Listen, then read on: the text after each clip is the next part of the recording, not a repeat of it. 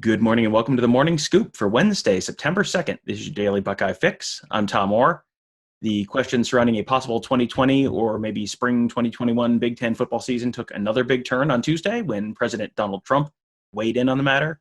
The president had tweeted about the issue a few days earlier, but he actually spoke with Big Ten Commissioner Kevin Warren on Tuesday. Here's what the president had to say on Twitter after that. Had a very productive conversation with Kevin Warren, Commissioner of the Big Ten Conference, about immediately starting up Big Ten football.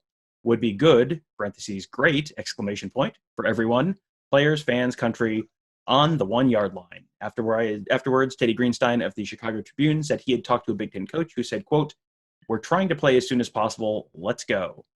And then the conference released a statement Tuesday afternoon calling the conversation productive and saying the league was, quote, "exhausting every resource to help student athletes get back to playing the sports they love at the appropriate time in the safest and healthiest way possible."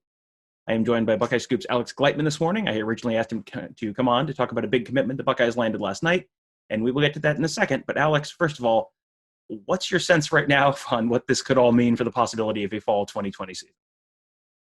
Honestly, Tom, I don't know. It just seems like there's something new every day, a new rumor, a new development, a new, just wrenching the plan, whatever that plan is. And this one is certainly no different, and it's even bigger, I think, than any wrench that's been thrown into these plans, at least since the Big Ten decided to delay the start of the season. So I would say leaving politics out of it, no matter what your political affiliation is. I don't think the fact that the president getting involved here is something to ignore. I think it's definitely a big piece here that could actually steer a solution to play football at some point this fall for the Big Ten. Will something happen? I just don't know. I'm not going to sit here and say I'm confident either way making a call on that. I don't think any of us really are. This thing is just it's so unpredictable. But I would say I'm definitely a little bit more confident than I was yesterday before that news broke. Again, someone like the president, regardless of your thoughts on who the president is, I think that's absolutely huge for the possibility of something happening in the fall. So that's where I am right now. I think seeing is believing for me until something's actually decided. I'm not going to put stock into anything, but I think it's definitely a positive development for Ohio State playing at some point this fall. Yeah, that's a when the White House calls, that is a call you pick up the phone, no matter who is sitting in that big chair at 1600 Pennsylvania Avenue at that given moment. It is one of the reasons for optimism around an earlier start date centers right now on the new testing that has come online since the Big Ten made its decision 3 weeks ago. That's certainly something that has maybe changed some of the calculus. And there were some suggestions online from Brian Schottenstein and others that access to some of those new tests or access to more tests could be part of trying to make things happen in the Big Ten this fall, that the federal government might be able to steer some of that towards the conference. So that's all something to sort of keep an eye on. And I think you have got the correct answer for pretty much everything this year.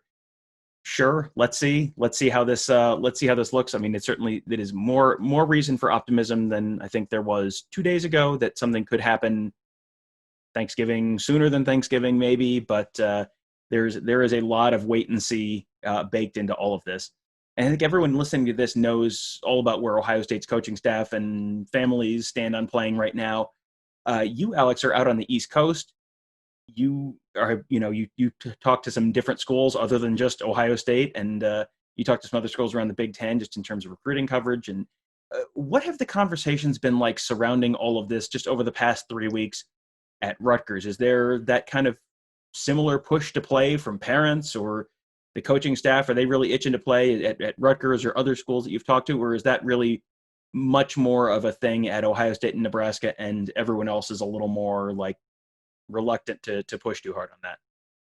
I think it's the latter. And I think, when you think about Rutgers, it probably makes sense, right? Like, first and foremost, I mean, you talk about the areas of the country that were hit the hardest with COVID, especially in the beginning of everything. And while I feel like the New York, New Jersey areas have gotten things under control much better than a majority of the United States, this area was hit absolutely hard. I mean, I know people who were impacted by COVID in severe ways, some resulting in death, unfortunately. And I think a lot of people in this area do, just because of the strict, population density of the state of New Jersey. Obviously, New York City being, a half hour, 45 minutes or so away from Rutgers campus. I worked in New York City every single day. So, I think, we felt the impact out here a little bit more than most of the country did. And so I think first and foremost, the brakes are a little bit more or a little bit quicker to be pumped out here than they maybe are elsewhere. I think you also look at Rutgers football program,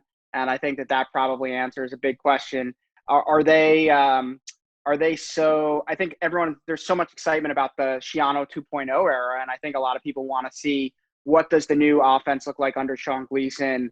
They had a lot of transfers come into the program. How are those guys going to provide immediate impact? Is the program going to take even a slight jump up from 0 Big Ten wins to 1, 2, 3 Big Ten wins from the last 2 years? I think all those things would be positive momentum for Rutgers on the recruiting trail and for their program overall. But I think a lot of Rutgers fans know in a 10-game Big Ten season, they'd be lucky to win 1 or 2 games.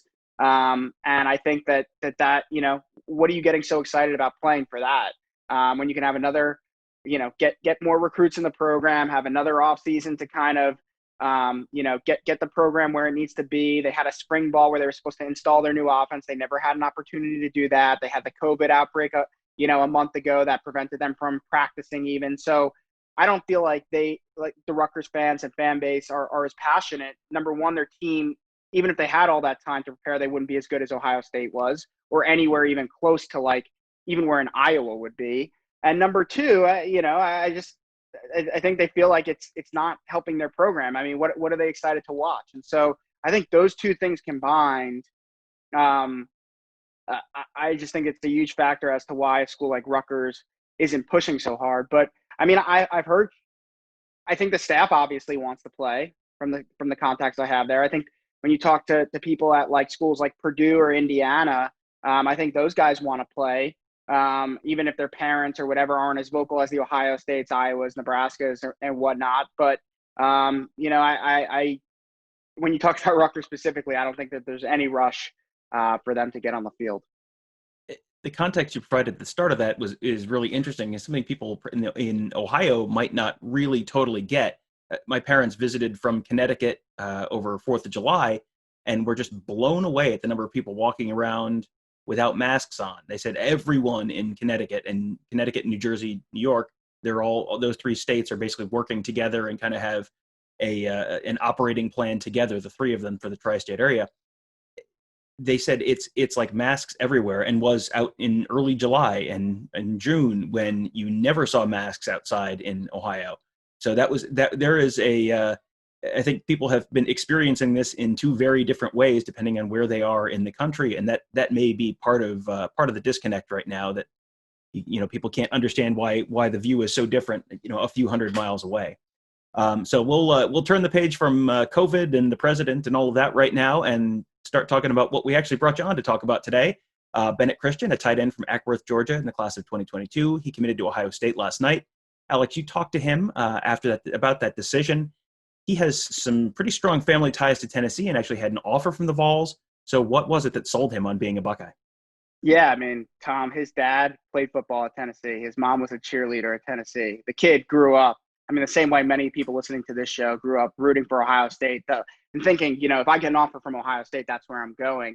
You have to applaud the kid. You have to applaud his father and his family for handling this recruitment in a truly objective manner. While he grew up bleeding orange and white, I think he really said let me make sure that Tennessee is the place that I should be going. Is it the best decision for me? Is it the place that I feel is going to develop me as a person and a player, on and off the field over the next 3 to 5 years and help me accomplish all my goals and where I feel the most comfortable. And I think Tim Hinton, Kevin Wilson, Parker Fleming, and then, of course, Ryan Day did an excellent job in building relationships, making him feel comfortable, coming up with a plan for, again, both on and off the field where he felt he could succeed in both football and in life in general.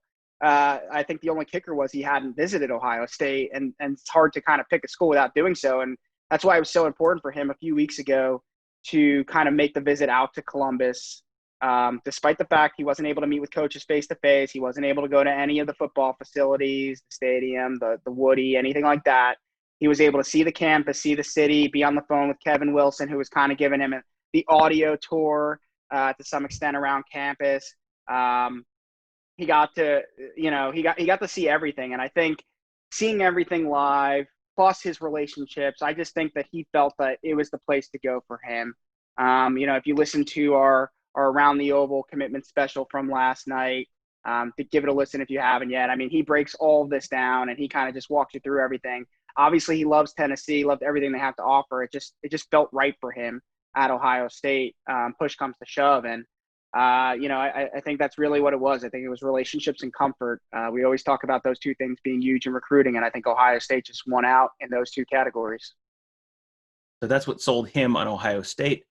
But when Ohio State takes a 3-star prospect this early in the cycle, I mean, in this case, more than 15 months before even the early signing day for his class, there are always people who immediately are kind of wondering, like, why would you do that? Why would you not wait to get a higher ranked player? But I mean, I think it's important for people to understand, like, for them to take a commitment from a player this early is probably a pretty good sign that they are fairly confident in what they're getting with him. Yeah, I'd certainly say so. I think that's usually the case is when you have a 3-star kid who's able to commit this early. Not sure if they've even met him in person yet. Obviously he's visited the campus, but only without, face-to-face contact with the staff or anything. They've seen his film. I'm not sure if they've seen him live, if someone caught him last year at some point, but to be that confident to take a commitment at this point in the process, I mean, I think it speaks volumes that Ohio State staff would not agree with where the ranking services have him at the current moment. And I think, I have to look at his full offer list. I don't recall exactly, but I know his 3 finalists were Ohio State, Tennessee, and Penn State. And I'd say those are 3 pretty good programs. I know until Penn State took another Georgia tight end actually in Holden Stays. They actually had 2 tight ends, which kind of eliminated them from consideration. I think Ohio State would have probably won out anyway. But I think the fact that you had, 2 months ago, those 3 programs that are pretty high level Power 5 schools with, kind of blue blood type programs willing to take the kid at this point in his career just shows you exactly what Ohio State's getting. I think they're getting a pretty good player who fits what they're looking for. Again, it's not about on the field for Ohio State. It's not only about on the field. It's, you got to check the boxes off the field. And I think this kid absolutely does it. One final note, you had a fairly optimistic update on the Buckeyes' pursuit of a 5-star linebacker for 2022. That was in your ADEC column that dropped yesterday. We're talking about Sean Murphy. What can you tell us about him? Yeah, I mean, I think Ohio State's in good shape. I don't want to give too much away for our subscribers or people who are going to jump on and read and haven't gotten a chance yet. But I think Ohio State's in good shape for a variety of reasons.